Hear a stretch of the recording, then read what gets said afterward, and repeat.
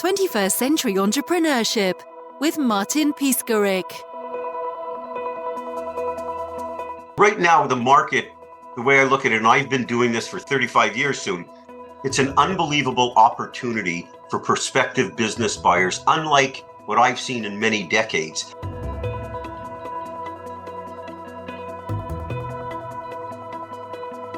Because typically what's happened outside of a few periods of an economic downturn, it's always a seller's market.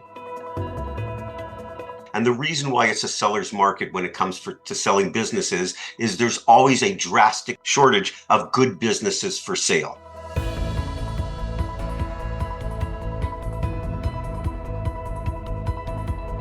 As a result, good businesses sell very quickly. And the ratio of buyers to sellers is about 15 buyers to every seller. And so that's just math. As far as the overall supply and demand, there's not enough supply to meet the demand for buyers. So it's always a seller's market. But what we've seen right now is with the recent trends related to increased interest rates and the cost of capital, and banks much more apprehensive to lend money or lend less money for business acquisitions. Plus, you have the uncertainty of individuals more so than institutional investors who have a little bit of apprehension about buying a business in this economy. And so those two just on their own force a lot of buyers to wait by the sidelines to see how things turn out. As there's less buyers in the market, it becomes less of a seller's market because it's not an overwhelming demand. Demand goes down. And so what happens is right now it's a tremendous opportunity because sellers are not in the position that they were a number of years ago, where if they put a good business onto the market within 30 days, very often it went under contract. Now there's less buyers. And so the seesaw, if you will, or the leverage has switched to the buyers. And so it's really an opportunistic time for individuals to take advantage of the situation and really craft real deals that are much more favorable to the buyer. For example, banks are lending less or lending less as a ratio. And so seller financing, which really was more dominant in North America, is now happening globally, because sellers have to provide a portion, sometimes all of the financing, in order to get deals to the finish line. So all of these things together, I call it, beautiful upheaval. It's not exactly blood in the streets, but it's starting to be a trickle of blood in the streets. So from a buyer's perspective, it's just a terrific time right now.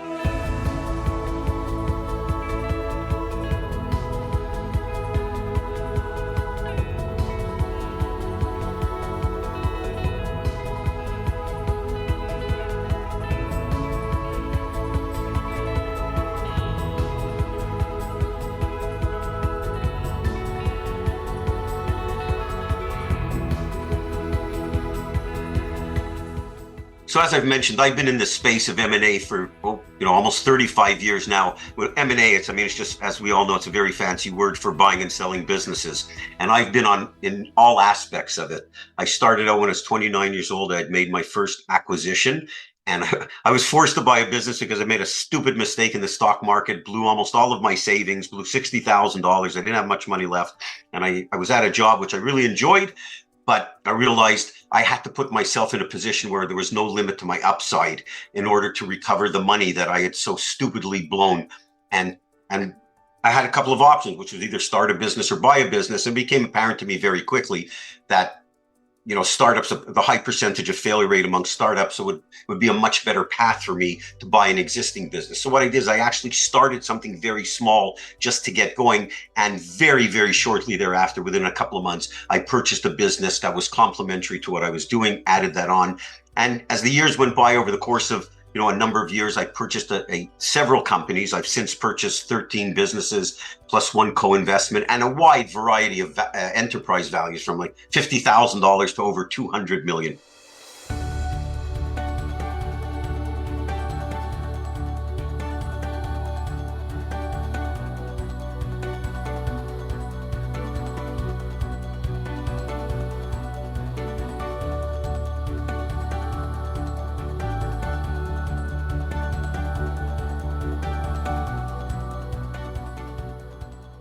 So I've been in the trenches of buying and selling my own businesses for many, many years.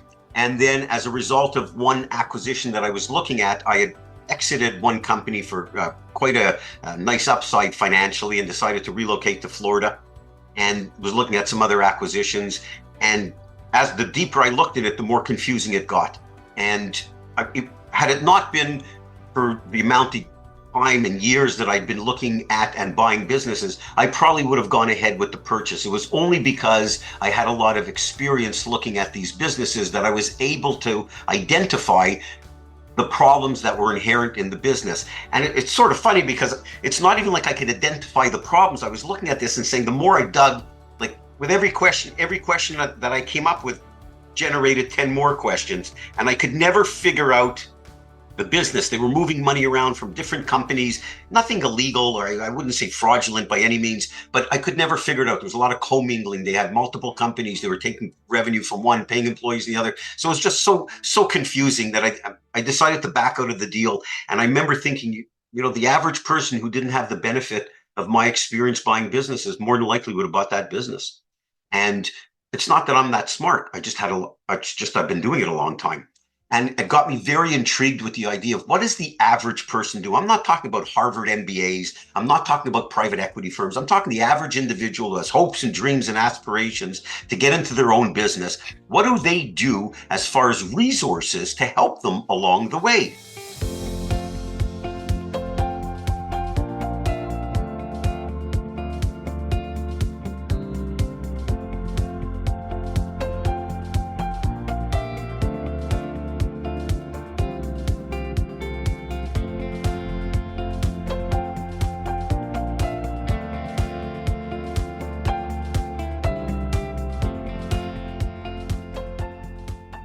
And I became so intrigued with this that whole universe. I took off close to a year to do a lot of research, and I spoke with hundreds of business owners and business buyers and individuals who tried to buy a business and failed to buy a business, and accountants and attorneys and lenders. And what I realized was there was no good resources available for individual business buyers. There were some very generic books or some other information that was really way, way beyond the level. It was for big acquisitions and corporate mergers, etc. But there was nothing for the little guy, right? Just the average person who wanted to buy a business. And that really incentivized me to put together the information in a meaningful way and a simple way that would walk people through the whole process of buying a business. I had looked at hundreds of companies and had great notes, and I always took processed information away, identifying all strategies that worked, ones that didn't work. What did I do? What were the outcomes? I really kept very diligent notes, almost to the point of being neurotic. But I decided that I was going to be able to compile all of that into an informational program to help individual buyers, walk them through the whole process of buying a business. One of the things that I learned during my research was information is one thing, but what people really wanted was hand-holding. They really wanted someone that could help them at every stage of the process if they came across any particular problems, that someone would be there like their guide or their Sherpa.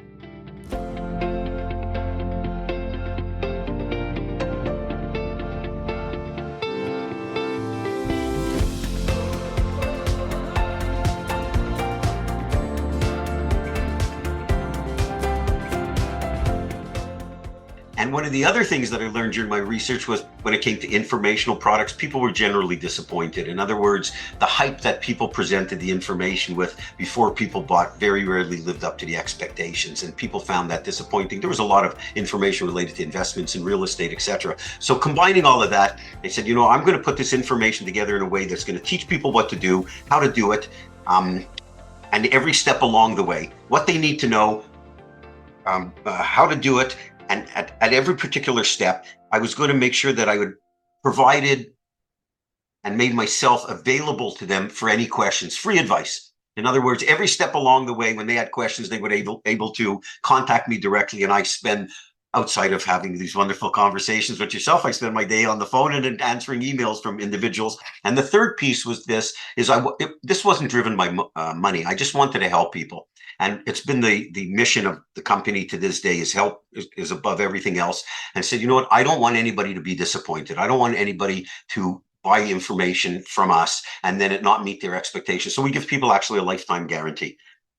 And we've sold. So this business that started out as, really just to help people. I never had any aspirations of it really turning into a business. I just wanted to memorialize all my deals and help one person. And here we are years later, we sold over 100,000 of these copies globally.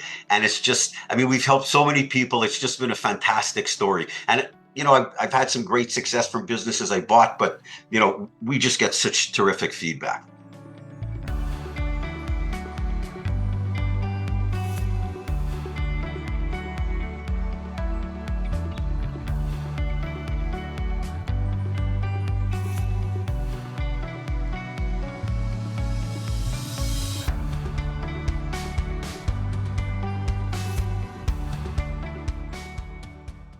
A few of the things that I learned along the way are some of the mistakes, and I've made plenty of them along the way.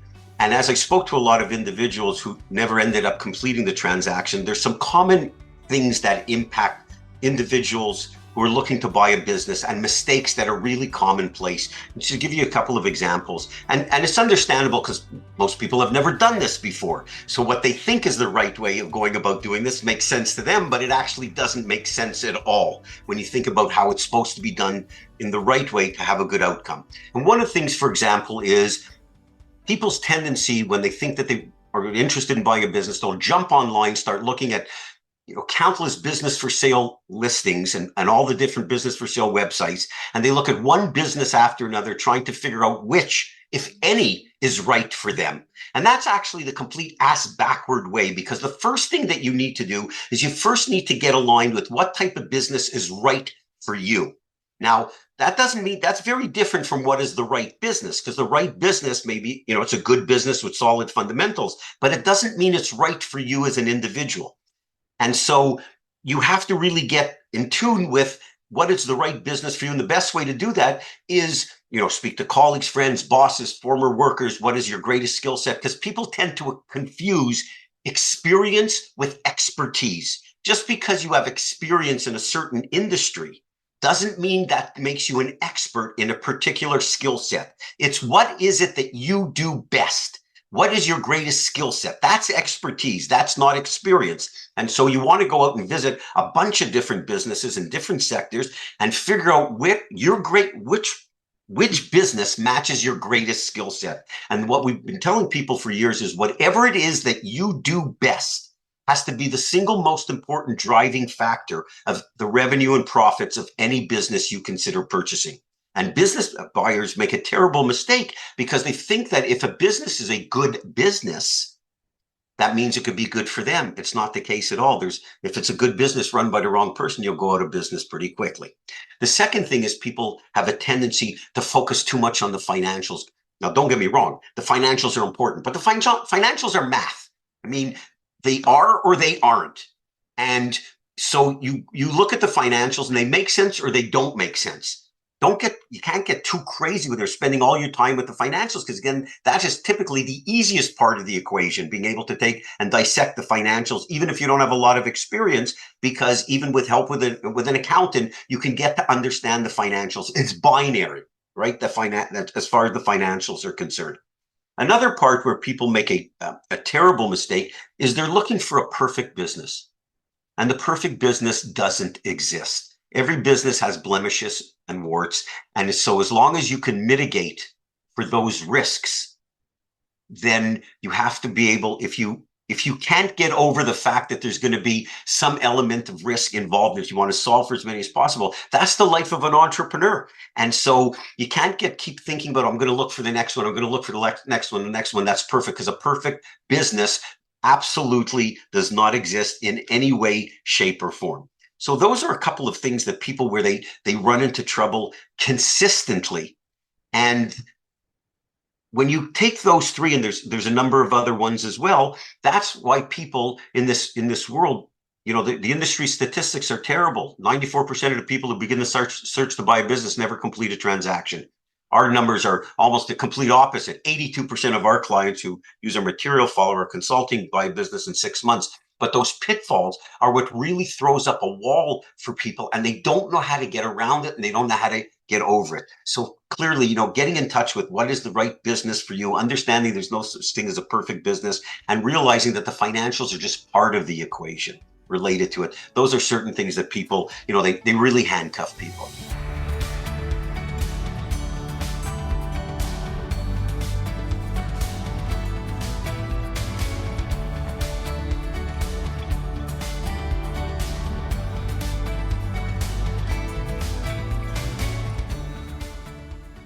There's a misconception related to this whole world, or the universe of buying and selling businesses, and we talk mostly for the individuals. People think that this is really beyond them. It's not something they can take. People typically think that they've got to start a business versus buying a business. And buying a business, the chances of success are so improved dramatically because you've gone past the whole startup phase, and all the mistakes that are made during the startup you've gone past that already.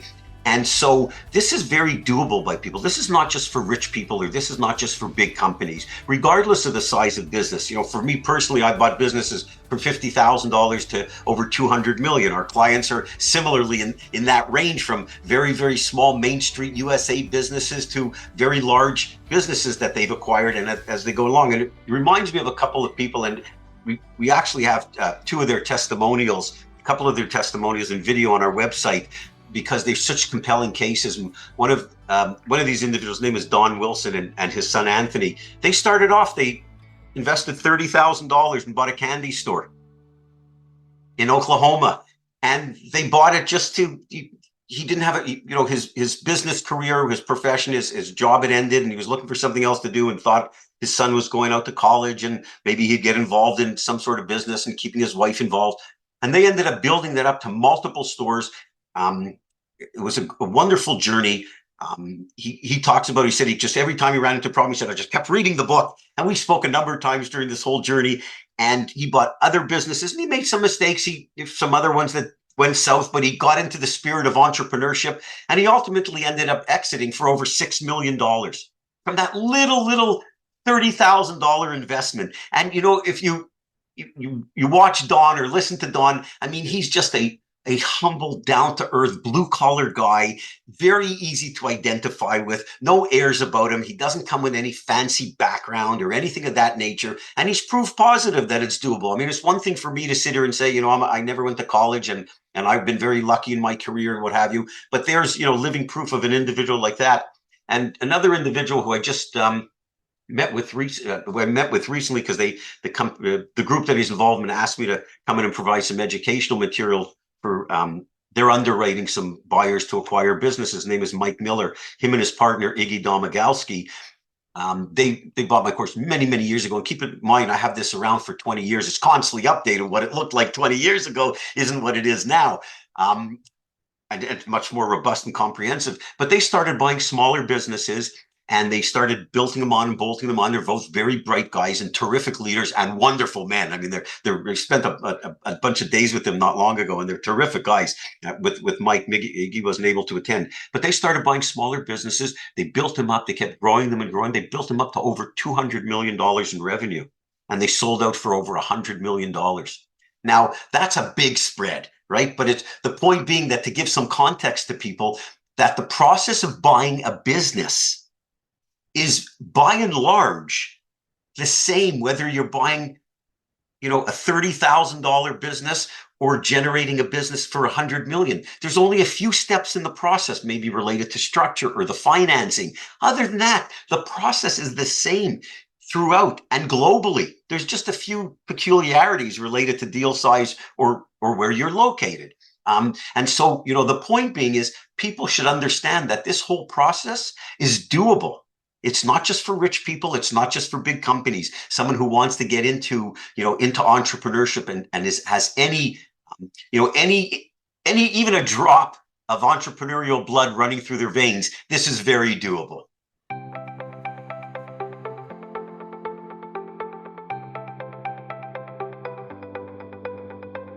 So the most important piece of all of this is knowledge. I mean, it's the basis for everything. When you want to learn about something new, or you want to embark on project that's new to you, the oldest formula for success is find somebody who's already done it successfully and just copy them or get them to mentor you. And so the concept of buying businesses, whether for an individual or for business owners, small business owners that want to grow their business, an easy path compared to organic growth is wonderful, but an easy path, and I believe an easier path, is through acquisition. And so for anybody who's thinking about the idea of buying businesses, even if they're just, again, very, very early on and not sure whether or not it's something that they want to do, I believe that knowledge is the basis for everything.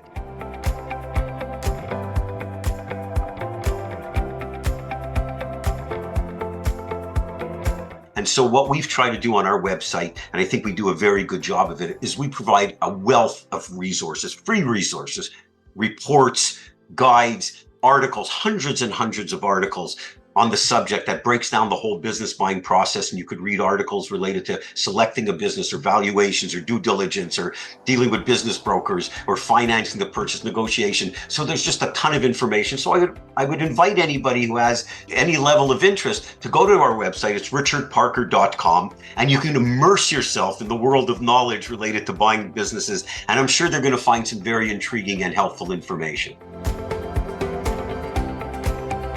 21st Century Entrepreneurship with Martin Piskarik. Imagine a space where triumphs, trials, and tales of entrepreneurship come alive. Welcome to the 21st Century Entrepreneurship Podcast, a gold awarded journey hosted by Martin Piskarik, connecting with listeners in 95 countries and ranking in the top 0.5% of all podcasts. Join our exclusive community, elevate your perspective, and embark on the path to success.